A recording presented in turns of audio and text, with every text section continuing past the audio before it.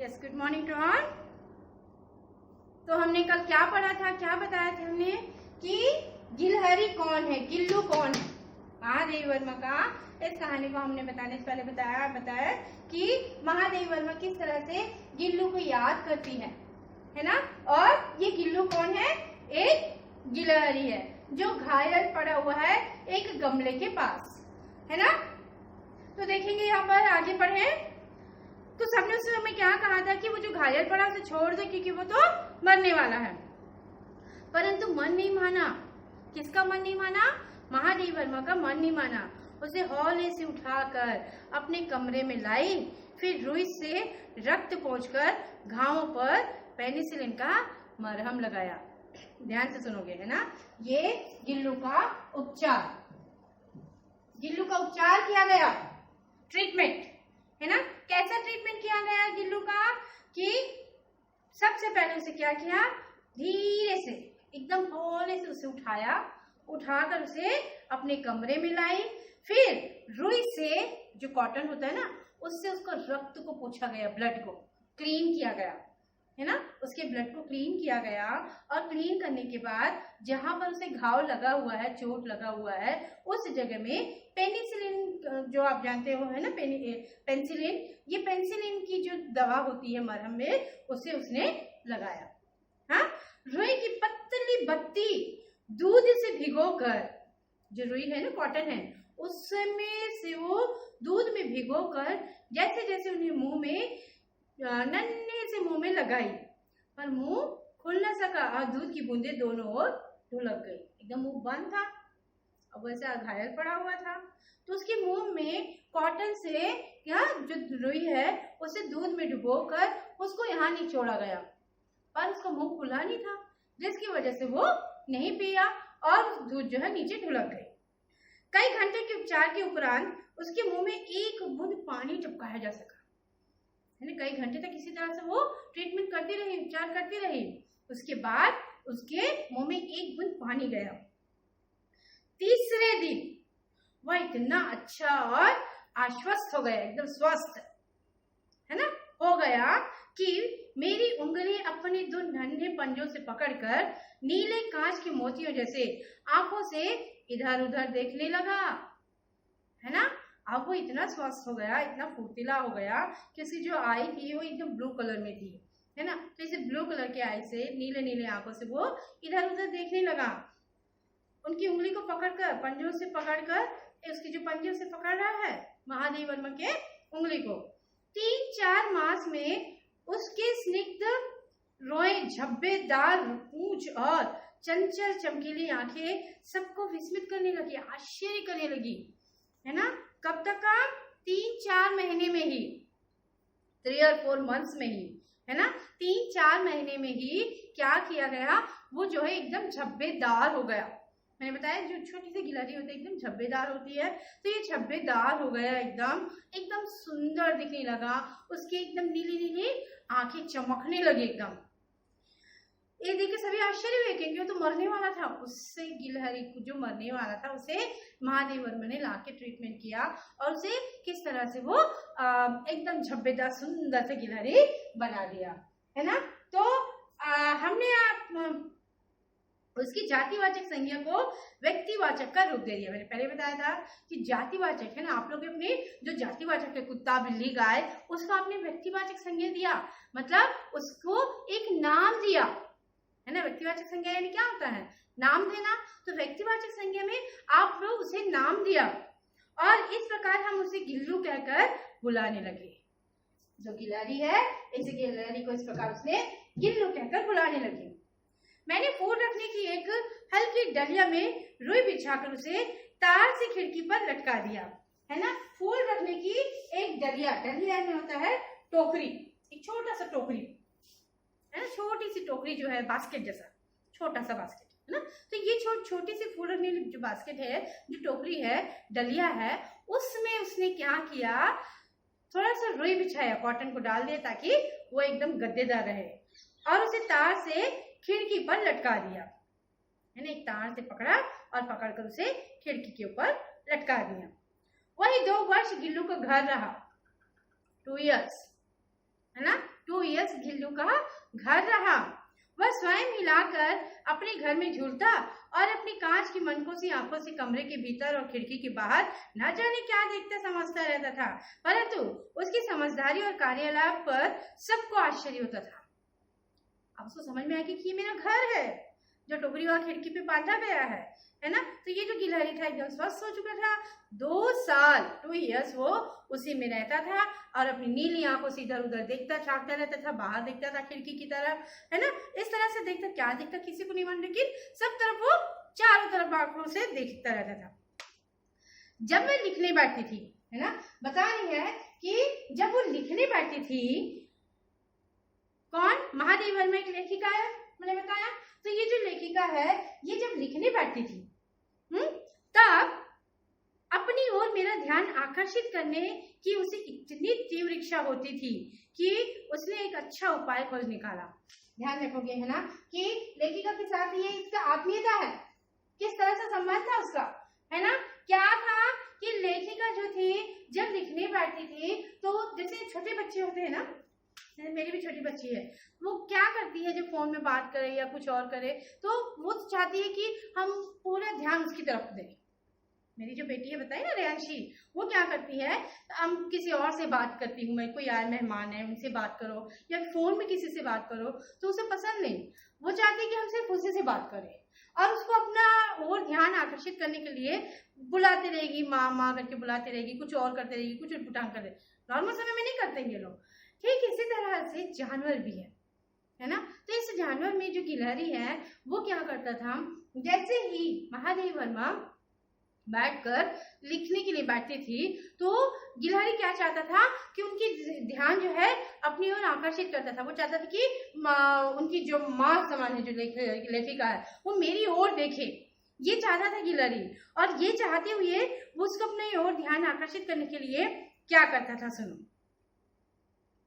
वह मेरे पैर तक उसे इतनी तीव्र इच्छा होती थी कि उसने एक उपाय खोज निकाला।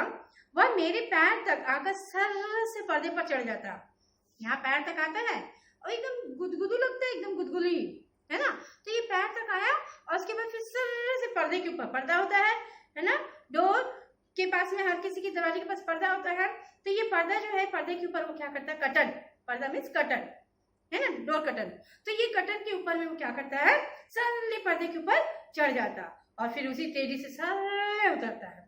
उसका यह दौड़ने का क्रम तब तक चलता जब तक मैं उसे पकड़ने के लिए ना उठती। बार बार दौड़ रहा है, बार बार दौड़ रहा है, आ रहा है, दौड़ रहा है, आ रहा है, पैर के पास छू रहा है, फिर भागे जा रहा है, फिर जा रहा है, फिर छू रहा है। तो ये तब तक करता था जब तक महादेवी वर्मा उठकर उसे पकड़ ना ले। छोटी बच्ची की तरह है ये। कभी मैं गिल्लू को पकड़कर एक लंबे लिफाफे में इस प्रकार रख देती कि उसके अगले 2 पंजों और सिर के अतिरिक्त सारा लघुघात लिफाफे के भीतर बंद रहता। छोटा सा है, एक कवर बनाती, उस कवर पे ऐसे एनवेलप कवर जैसे बना के उसके अंदर डाल देती है ना। इस तरह से डालती कि क्या होता है, वो भीतर बंद। इस अद्भुत स्थिति में कभी कभी घंटों मेज पर दीवार के सहारे खड़ा रहकर वो अपनी चमकीली आंखों से मेरा कार्यकलाप देखता रहता था। लिखने नहीं दे रहा, बार बार डिस्टर्ब कर रहा बोल के क्या करती, एक कवर में उसे ऐसे डाल देती तो सिर्फ उसका मुंह दिखता, उस मुंह से ही वो दिन भर उसे ऐसे जैसे ना, तो ये मकर ऐसे डाल के छोड़ देती। तो इस तरह से वो दिन भर उसे निहारता रहता जब तक वो लिखती थी। भूख लगने पर चिक चिक करके मानो वह मुझे सूचना देता और काजू या बिस्कुट मिल जाने पर उसे उसी स्थिति में लिफाफे से बाहर वाले पंजों से पकड़कर उसे कुतरता। क्या खाता था देखो, काजू और बिस्किट, है ना, काजू और बिस्किट खाता था। भूख लगने पर किचकिच करके मांगा करता था। फिर गिल्लू के जीवन का प्रथम बसंत आया। नीम चमेली की गंध मेरे कमरे में हौले हौले आने लगे, है ना। तो बाहर की गिलहरियां खिड़की की जाली के पास आकर चिक चिक करके न जाने क्या कहने लगी। गिल्लू को जाली के पास बैठकर अपनेपन से बाहर झांकते देखकर मुझे लगा कि इसे मुक्त करना चाहिए। मैंने कीले निकालकर जाली का एक कोना खोल दिया और इस मार्ग से गिल्लू ने बाहर जाने का सचमुच ही मुक्ति की सांस ली। इतने छोटे जीवों को घर में पले कुत्ते बिल्लियों से बचाना भी एक समस्या है ना। ये जो थी महादेवी वर्मा, उनके घर में कुत्ते भी थे, बिल्ली भी थे, सब पालती थी वो, तो सब पालती थी। इन सब चीजों से उसे बचा कर रखना बहुत मुश्किल का काम था। अब वो क्या करता था, जैसे ही वसंत आया है ना, बसंत का मौसम आया, तो इस बसंत के मौसम में बाहर में एकदम सुनहरा रहता है ना, ऑटम सीजन। तो ऑटम सीजन में क्या कि सीजन में जैसे बाहर चारों तरफ हरियाली रहती है, इस हरियाली के समय उसे बाहर से जो है किच किच किच की आवाज आने लगी। तो ये जो गिलहरी था खिड़की से देख रहा था, तो महादेव वर्मा ने सोचा कि शायद मुझे इसे आजाद कर देना चाहिए, इसलिए उसने जो विंडोज है ना, जो विंडो है, विंडो को थोड़ा सा खोल दिया, खिड़की को जरा सा खोल दिया। आवश्यक कागज पत्रों के कारण मेरे बाहर जाने पर कमरा बंद ही रहता है। मेरे कॉलेज से लौटने पर जैसे ही कमरा खोला गया और मैंने भीतर पैर रखा, वैसे ही गिल्लू अपनी जाली के द्वार से भीतर आकर मेरे पैर से सिर और सिर के पैर तक दौड़ लगाने लगता। तब से यह नित्य का क्रम हो गया था, है ना। उनके वहां घर में पूरा लाइब्रेरी था, है ना, पूरी किताबें थे, क्योंकि वो लेखिका है, बहुत सारी किताबें लिखती थी। तो वो जो लिखने की वजह से उनके घर में इतने सारे हैं। अब वो कॉलेज में एक अध्यापिका थी, तो वो उसने क्या किया, दरवाजे को बंद करके घर से जाना था। तो जैसे ही पूरे दरवाजे बंद करके जाती, उसके बाद जब वापस आती, दरवाजा खोलते ही गिल्लू क्या करता है, अपनी जाली से उतरकर, जो उसके लिए बना हुआ था टोकरी ना, उसमें से उतरकर तुरंत सर से पांव, पांव से नीचे, ऊपर नीचे चढ़ जाता है। कौन? गिल्लू। और ये रोज का काम हो गया। मेरे कमरे से बाहर जाने पर गिल्लू भी खिड़की की खुली जाली की राह बाहर चला जाता और दिन भर गिलहरियों के झुंड का नेता बना हर डाल पर उछलता कूदता रहता। और ठीक 4 बजे वह खिड़की से भीतर आकर अपने झूले से झूलने लगता। मुझे चौंकाने की इच्छा उसमें न जाने कब और कैसे उत्पन्न हो गई थी। कभी फूलदान के फूलों में छिप जाता, कभी पर्दे में चुन्नट में, और कभी सोन जूही की पत्तियों में छुपा छुपी खेल रहा, हाइड एंड सीक, है ना, हाइड एंड सीक खेलता था महादेव वर्मा के साथ। उसके साथ में छिप छिप कर देखता था और महादेव वर्मा से ढूंढती थी। मेरे पास बहुत से पशु पक्षी हैं और उनका मुझसे लगाव भी कम नहीं है। बहुत सारे पशु पक्षी हैं, है ना। लेखिका के पास इसको स्वच्छंद विहार को वो ये कर दिया था। अब इसके देखो भोजन का साथी, क्या है भोजन का साथी? उनके पास में बहुत सारे थे, जो महादेव वर्मा के पास, है ना, बहुत सारे जानवर पाले गए थे, बहुत सारे पशु पक्षी थे और उनके साथ उनका लगाव भी बहुत था। परंतु उनमें से किसी को मेरे साथ मेरी थाली में खाने की हिम्मत हुई है, ऐसा मुझे स्मरण नहीं आता। कोई उनके साथ थाली में, है ना, उनके साथ बैठकर उनकी थाली में खाना खाए, ऐसा कोई नहीं था। गिल्लू इसमें अपवाद था। मैं अपवाद यानी सामान्य नियम को बाधित या मर्यादित करने वाला, इस नियम को तोड़ने वाला, कि उनके साथ कोई बैठ के खाए, ऐसा कभी नहीं हुआ। लेकिन गिल्लू जो था इस नियम को तोड़ दिया। मैं जैसे ही खाने के कमरे में पहुंचती, है ना, तो ये भोजन का साथी बन जाता। पहुंचती, जैसे ही कमरे में पहुंचती, वह खिड़की से निकलकर आंगन की दीवार, बरामदा पार करके मेज पर पहुंच जाता, डाइनिंग टेबल पर खाने के लिए, और मेरी थाली में बैठ जाना चाहता। बड़ी कठिनाई से मैंने उसे थाली के पास बैठना सिखाया, बहुत मुश्किल से सिखाया उसने थाली के पास बैठना, जहां बैठकर वह मेरी थाली में से एक एक चावल उठाकर बड़ी सफाई से खाता। छोटा सा गिल्लू है ना, उसे उसने क्या किया, खाना किस तरह से खाया जाता है, एक एक चावल उठा के खाना सिखाया। काजू उसका प्रिय खाद्य था। ऐसा प्रिय खाद्य क्या था? सबसे पसंद, है ना, फेवरेट डिश क्या है? काजू। वह अन्य खाने की चीजें या तो लेना बंद कर देता या झूले से नीचे फेंक देता था। उसी बीच मुझे मोटर दुर्घटना के आहत होकर, है ना, ये संवेदनशील प्राणी भी है। संवेदनशील प्राणी किस तरह से बताती हूँ कि ये सब चल रहा था दिनचर्या रोज का, है ना, लेकिन अचानक से क्या हुआ, महादेव वर्मा का एक्सीडेंट हो गया, मोटर दुर्घटना के आहत होकर कुछ दिन अस्पताल में रहना पड़ा, हॉस्पिटल में रहे। उन दिनों जब मेरे कमरे का दरवाजा खोला जाता, गिल्लू अपने झूले से उतरकर दौड़ता और फिर किसी दूसरे को देखकर उसी तेजी से अपने घोंसले में जा बैठता। गिल्लू का आदत था, क्या आदत था, जैसे ही महादेव वर्मा की सर से पांव, पांव से सर तक उसके ऊपर चढ़ता, खेलता, कूदता, उसके साथ हाइड एंड सीक खेलता, है ना, छिप जाता।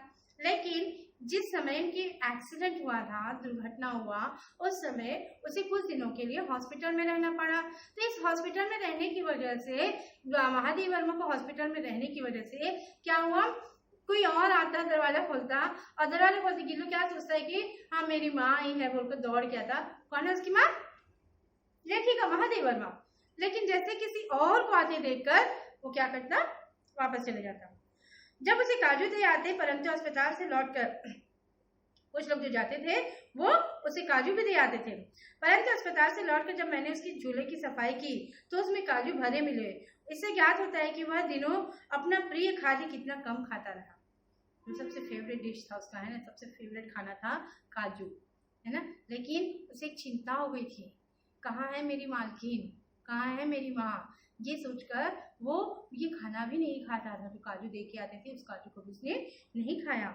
मेरी आश्वस्तता में वह तकिए पर सिरहाने बैठकर अपने नन्हे नन्हे पंजों से मेरे सिर और बालों को इतने हौले हौले सहलाता रहता कि उसका हटना एक परिचारिका के हटने के समान है।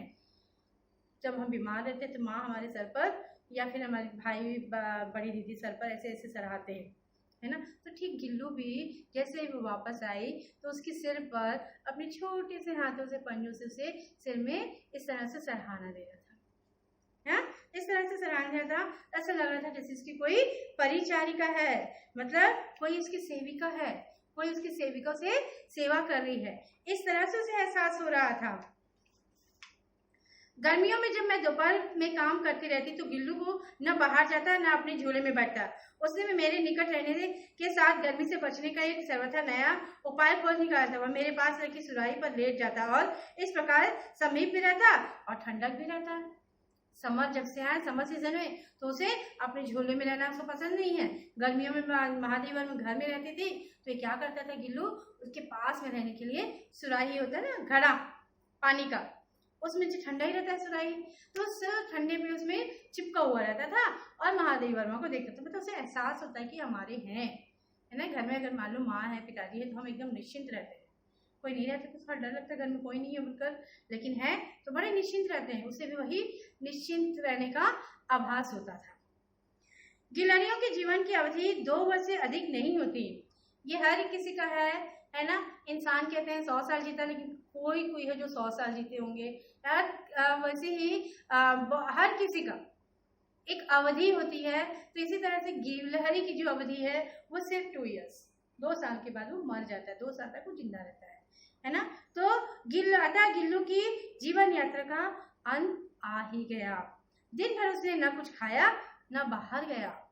एक दिन ऐसा आया जिस समय वो दिन भर कुछ नहीं खाया, है ना। तो किस तरह से उसकी मृत्यु हुई, गिलहरी की मृत्यु किस तरह से हुई कि दिन भर उसने कुछ भी नहीं खाया और न ही बाहर गया। रात में अंत की यातना में भी वह अपने झूले से उतरकर मेरे बिस्तर पर आया। जब रात में हुआ, रात में वो अपने झूले में नहीं सोया बल्कि महादेव वर्मा के बिस्तर पर आ गया और ठंडे पंजों से मेरी वही उंगली पकड़कर हाथ से चिपक गया। जिस उंगली को वो शुरू में पकड़ा था उसी तरह उसका पूरा बदन ठंडा हो गया और उसने उंगली को पकड़ लिया, जिसे उसने अपने बचपन में मरणासन स्थिति में पकड़ा था। जब वो मरने वाला था स्टार्टिंग में ना, जब उसे लेके गया, ट्रीटमेंट कराया गया, उपचार किया गया, तब वो जिस तरह से पकड़ा था ठीक वैसे अभी भी उसकी मृत्यु पास आ गई तो पूरा बदन ठंडा पड़ गया। अब पूरा बदन ठंडा पड़ने की वजह से वो फिर से जाकर महादेव वर्मा की वही उंगली को पकड़कर लेट गया। पंजे इतने ठंडे हो रहे थे कि मैंने जाकर हीटर जलाया और उसे उष्णता देने का प्रयत्न किया। उष्णता यानी होती है गर्मी, है ना। तो उसे गर्मी देने की कोशिश की हीटर ऑन करके, परंतु प्रभात की प्रथम किरण के स्पर्श के साथ ही वह किसी और जीवन के जागने के लिए सो गया। प्रभात यानी सुबह, है ना। ये रात भर ऐसा हुआ, सुबह होते ही, सूर्य निकलते ही वो किसी और दुनिया में चला गया, मतलब चल बसा, मर गया। उसका झूला उतार कर रख दिया गया और खिड़की की जाली बंद कर दी गई, परंतु गिलहरियों की नई पीढ़ी जाली के उस पार चिकचिक करती ही रहती है और सोनजूही पर बसंत आता ही रहता है। सोनजूही की लता के नीचे गिल्लू की समाधि दी गई है, जो फर्स्ट में बताया गया था ना, याद कर रही है स्मृति, है ना। जो याद कर रही है वो यही चीज को याद कर रही है कि इसकी मृत्यु हुआ था, इसको कहाँ दफनाया गया था, उस गमले के पास दफनाया गया था जहाँ उसे मिला था। तो इसलिए भी कि उसे वह लता सबसे अधिक प्रिय थी, इसलिए भी कि वह उस लघुगात का किसी वास्ते दिन जूही के पिताब, मतलब पीले कलर में छोटे फूल में खिल जाने का विश्वास मुझे संतोष देती है। उसे एहसास होता है, उसे एक आशा रहती है कि शायद फिर से आ जाए, शायद ये फिर से आएगा, शायद ये फिर से उसे कली के रूप में बाहर आया हो। वही गिलहरी है, वही गिल्लू है जो इस कली के रूप में वही दफनाया गया था, तो उस कली के रूप में वो बाहर आया हो। इस तरह का वो एहसास करती है ना। और उसे एहसास करते हुए वो गिल्लू को याद करते ही है उस सोनजूही के पास में जो पीली कली खिली है उसको देखकर वो यह याद करती है। आया समझ में? धन्यवाद।